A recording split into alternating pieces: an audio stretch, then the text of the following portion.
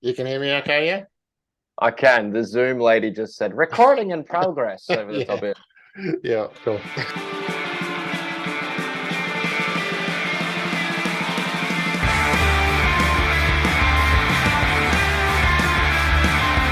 Hey Tim, Tim from Jack Harlon and the Dead Crows. Welcome to Nightbreed. How's it going, man? Thanks, Ben. Yeah, it's going good. It's going good. Excellent. It's a nice frosty night here in Melbourne at about 9 Uh, p.m. So yeah, no, good time to do an interview. cool. Yeah, it's still pretty toasty over here, but yeah, that's cool. So I guess 2016, how did Jack Harlon and the Dead Crows sort of kick off? Yeah, well, that feels like a while ago now. I guess it was a It while is. ago. Yeah, So yeah. yeah, me and two of the other fellas in the Dead Crows, we've played in bands since we were in high school. We've just sort of never driven apart. And yeah, the band we're in at the time started out uh, like it was about 2010 or something.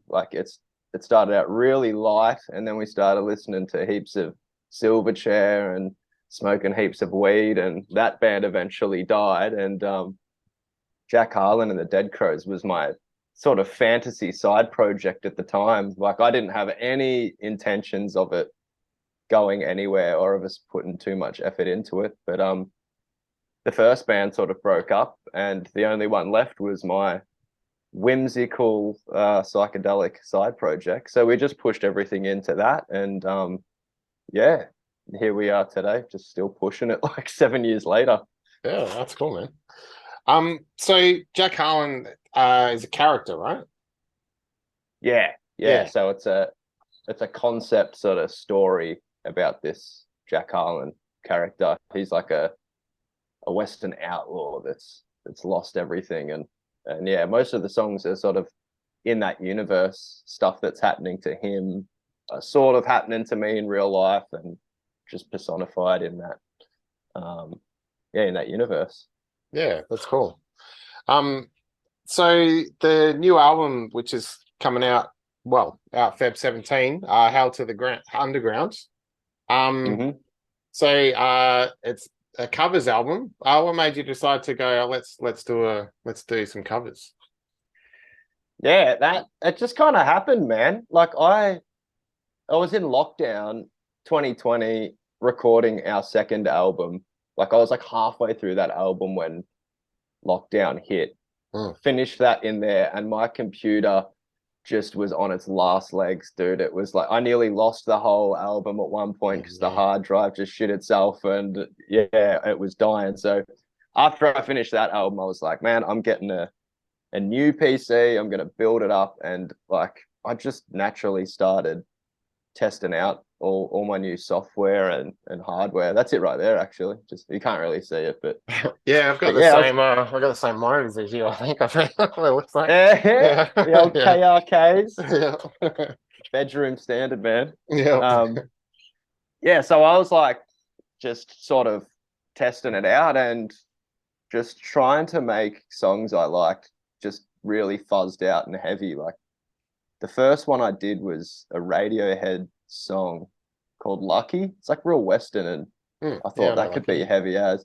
Mm, Yeah, and that's actually I recorded that when I hadn't fully figured out the computer yet. Like I didn't sort of install things right. So it's actually locked on my computer and you can't get it off there. I've tried exporting it. So it's sort of uh, this lost song. And yeah, but yeah, I ended up just doing some covers and renditions, and then I thought, oh, they sound pretty good, and we started posting them on our social media and putting it out to our community. Like, well, what songs would you want to hear, like in our mm, style? And it just started out as a small.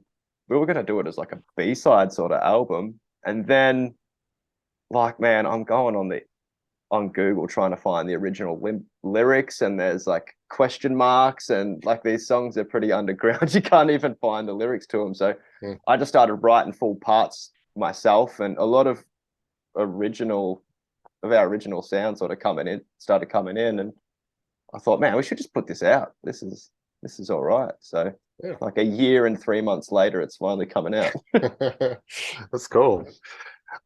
So said you got new gear recording. I think like so hymns I reckon is probably a bit doomier than Magnetic Ridge, like the Ed Parsons track and that sort of thing.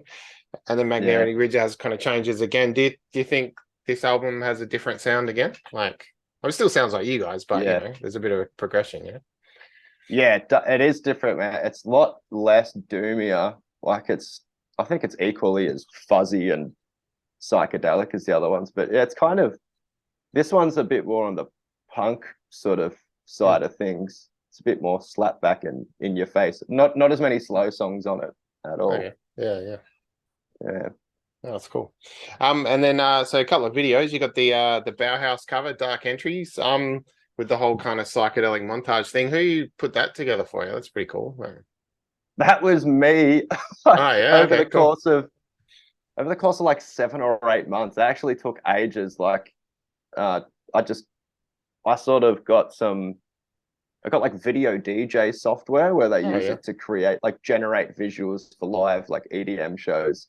And so I would just sort of chop up some footage or get some of our tour footage or something, and I just mash it through that and do like a clip or two a night and chip it away. And yeah, it's turned out to be an explosion of seizures. Yeah, that's cool.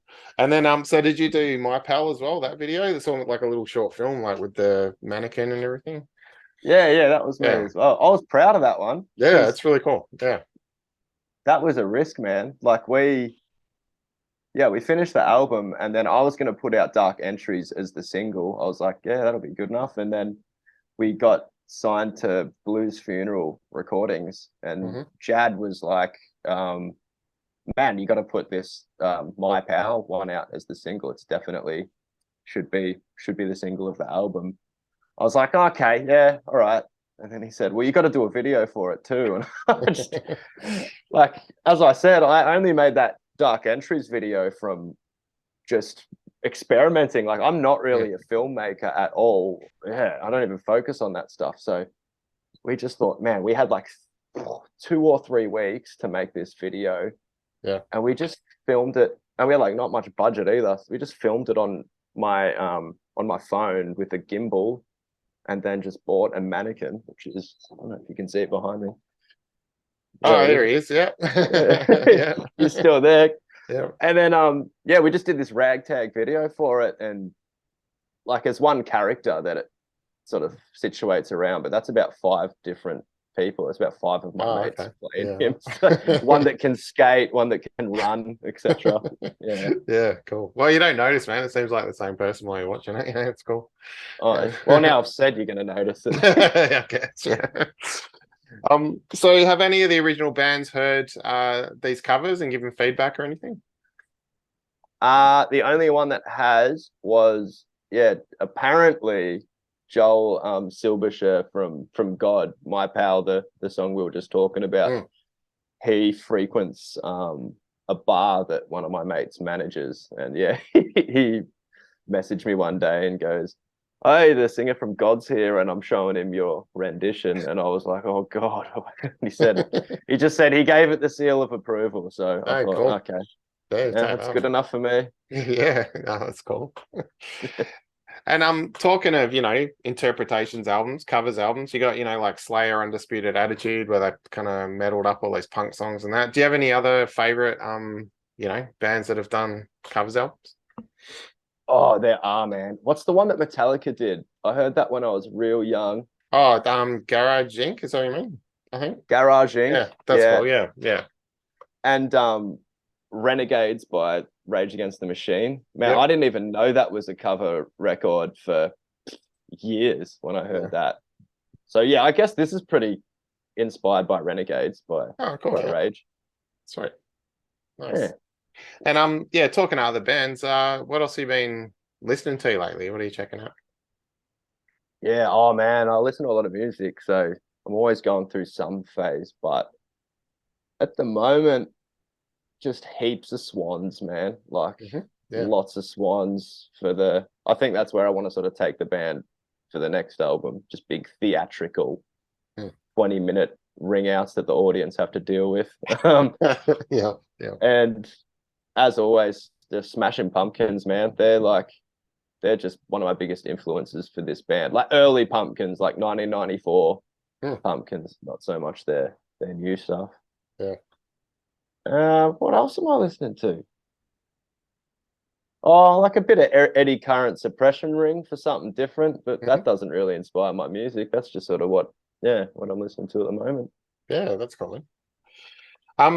So you guys got some bunch of shows coming up. Spliffs and Riffs in Perth. I'll be at that one with Planet of the Apes and a slew of other great bands. Yeah, sick. You going to it? Yeah, of course, man. Yeah, All it'll be good.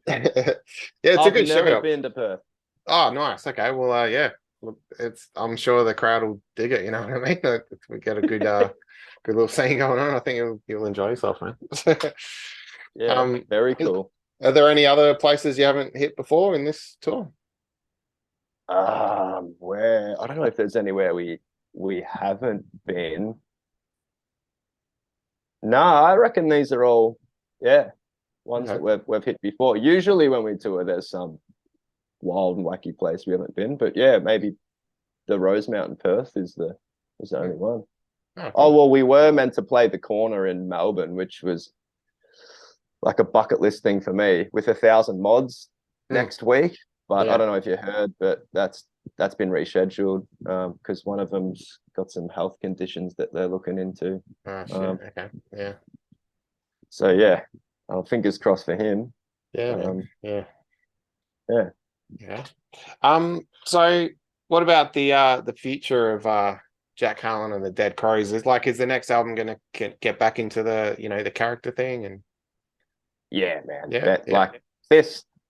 Yeah, this album, Hail to the Underground, it's like, while it's probably one of my favorite Jack Harlon records, it's still a bit of an offshoot from our normal trajectory. So next one's definitely going to be a lot more raw and just a lot more just from the ground up, composed by all of us, and back in the story, like probably have a more painted style to the album again, just to let everyone know that the story is continuing. But this band will be around as long as I'm alive, pretty much. Yeah, that's cool. Yeah.